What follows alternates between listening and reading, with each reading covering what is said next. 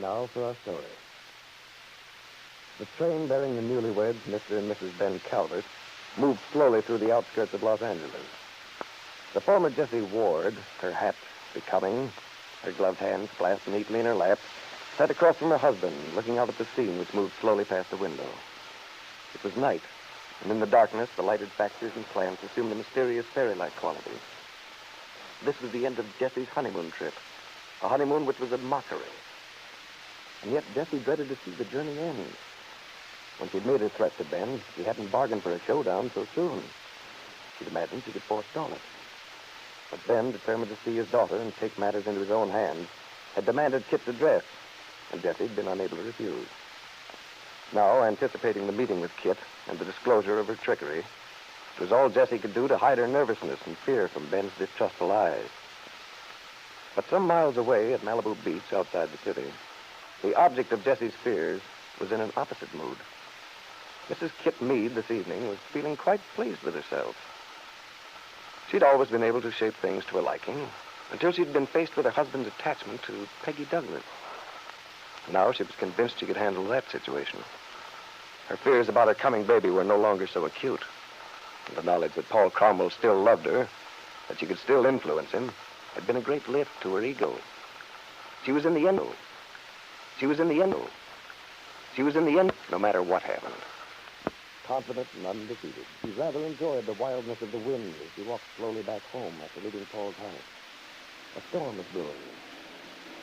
The living room was lit only by the firelight. She could see Lisa Fenner seated in a low chair, staring into the flame.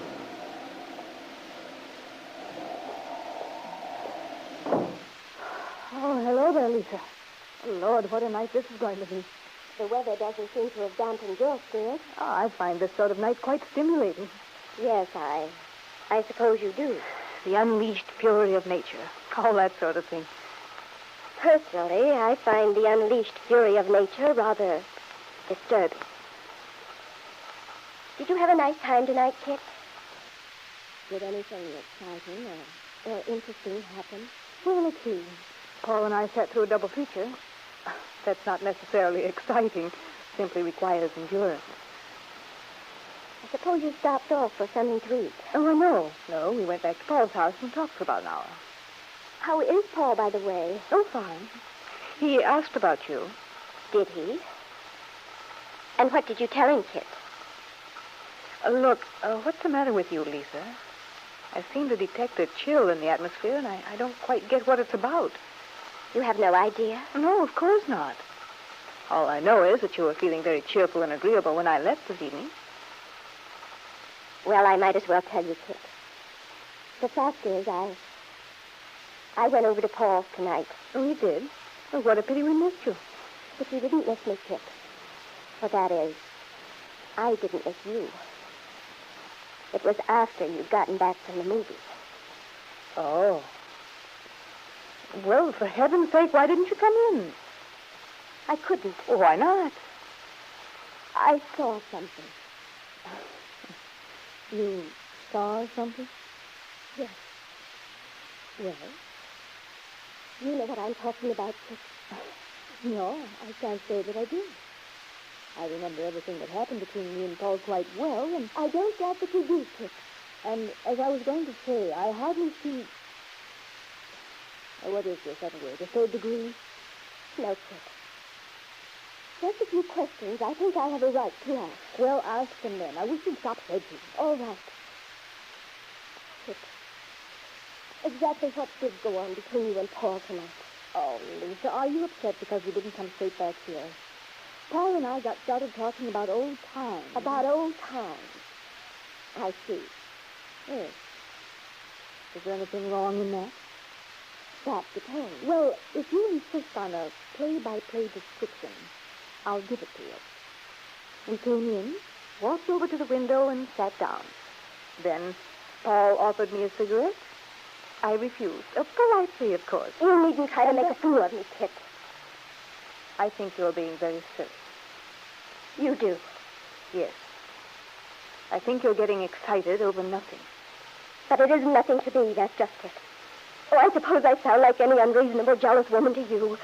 I've had qualms and doubts, and I've tried to argue myself out of them to be sensible and calm. Now, that's more like it. Sensible and calm. But tonight, when I looked through the window and saw you and Paul, the way he was holding your face in his hands, looking at you. Well, what's so shocking about that? We are good friends, you know. It gave me a feeling that you and Paul have some secret understanding that I know nothing about. And it doesn't seem fair somehow, considering how things stand. I don't quite know what you mean by how things stand, Lisa. As to there being some special understanding between Paul and myself, I freely admitted it's true. We were, after all, close friends a few years ago in New York.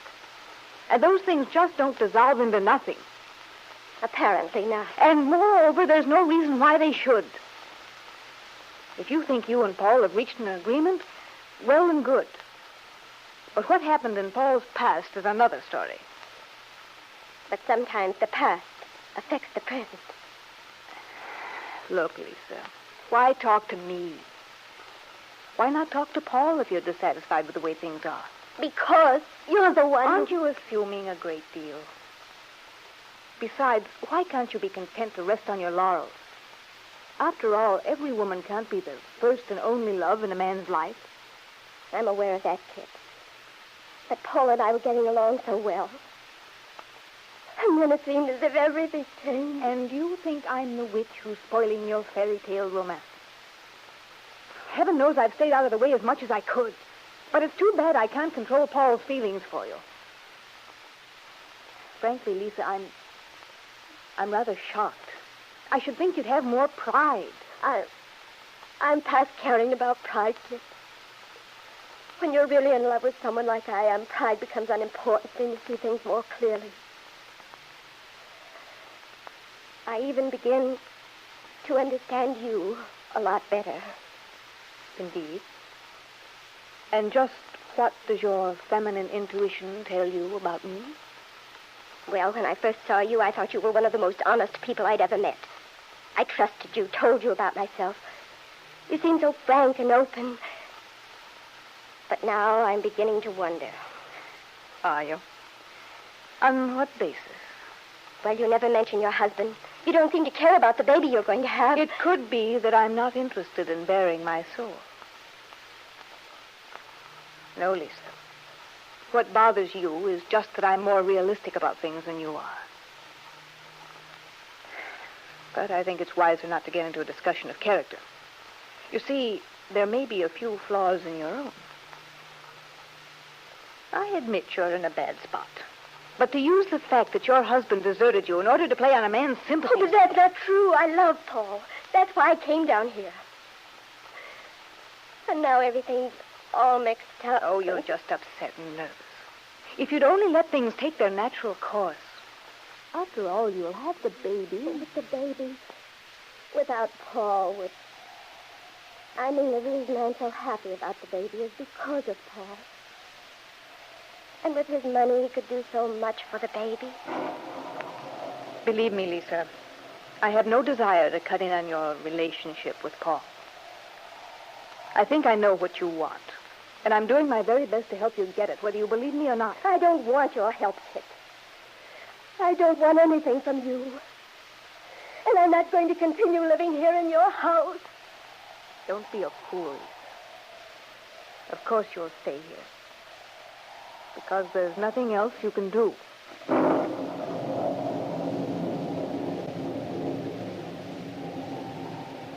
Lisa Fenner felt caught, defeated. As she turned and walked heavily upstairs to her room, the storm, which had been gathering strength, finally burst in all its fury.